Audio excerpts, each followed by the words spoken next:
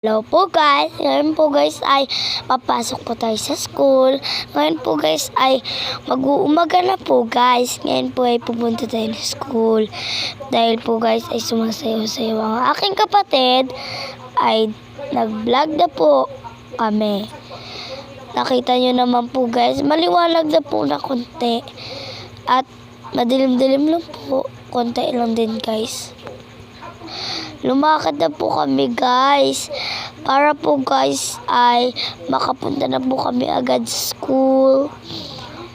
Kasi po guys ay alas 6 pa po ang pasok namin doon. Maputik po ko guys, ganyan po may plastic ang aking kapatid. Nahihiya din po siya guys kapag nagpasuot po siya ng plastic. Sabi po ni mama, naka-plastic po kami. Nakabota lang po ako. Siya naman po ay naka-plastic lang po guys. At nahihiya din lang po siya. At maarte lang po siya guys. Ayun na po, madadaan po tayo sa Hangin Bridge. Sinisipon po ako ngayon guys. Tapos pasa pa po ang buhok ko. Kakaligo lang po namin nung umaga na po konti. Tapos pinilisan na po na namin. Yan na po, lumalakad na po tayo ng mabilis. Habang di pa po gising ang mga tao. Lahat po ng tao guys ay gising na po. Mga ganyang oras, gising na po sila lahat guys. At balik po tayo sa pag-ausap ng ating pag-aalis guys.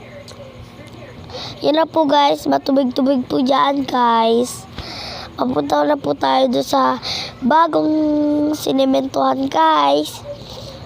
Ayun nga po. Nakakadaan po. Dito po tayo dumaan sa malaking tindahan po na tinda ng ice cream. Ayan po. Papunta na po tayo doon sa bagong gawa na daanan. Marami pong motor ganyan.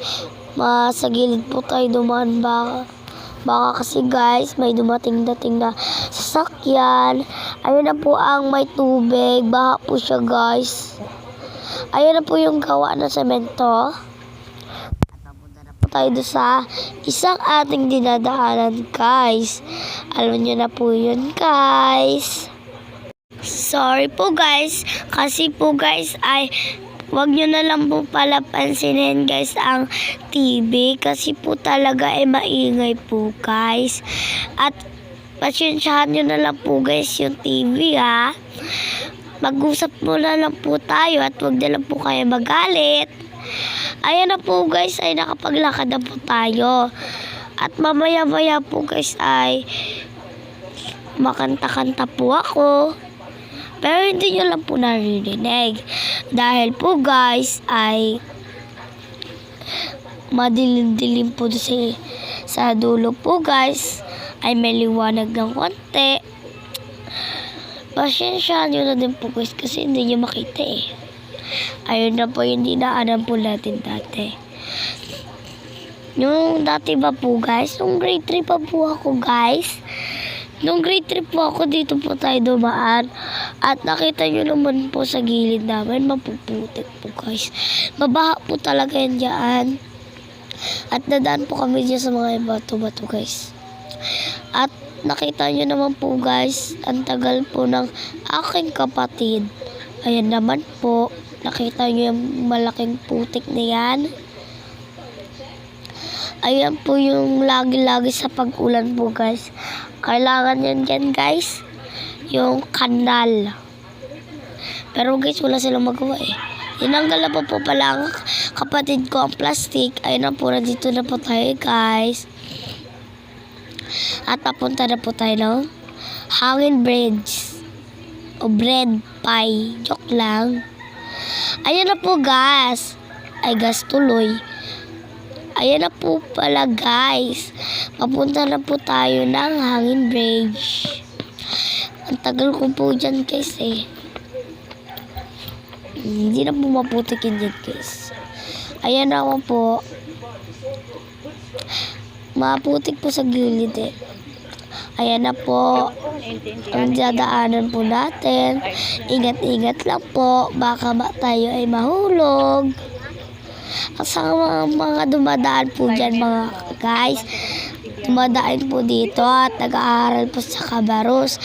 Mag-ingat po kayo sa dinadaanan nyo dito. Baka mamaya maparid kayo o mahulog dyan. At yan lang po guys, nandito na po tayo. Mapunta na po tayo ng Cabarrus. Aakit po pala po tayo guys. At saka po guys ay aakit din po kami sabay. Ayun po guys, at mababa po kami dyan guys.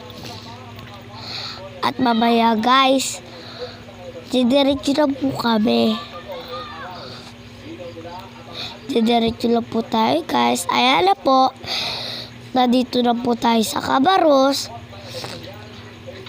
Mamaya po ay may sa gilid po namin ay may fish pond po guys. Katabi po ng grade 5 yan. Ayan na po guys. Mabuta na po tayo doon guys. Dahil po guys, sinisipon ako ay hindi ko po maayos ang pagsasalita ko guys. Sinisipon po ako eh. Ba't ganun? Pagsusuot mo Inayos po ni mama ang aking palda guys. Ayan po guys ay papasok na po tayo sa grade 4 guys. Ayan po guys ay mamaya-maya guys ay papunta na po tayo doon sa tulo. At kukunin ko na po sana yung bag ko kaso lang po ayaw ni mama. Now, tingnan nyo po yung sa ibaba guys.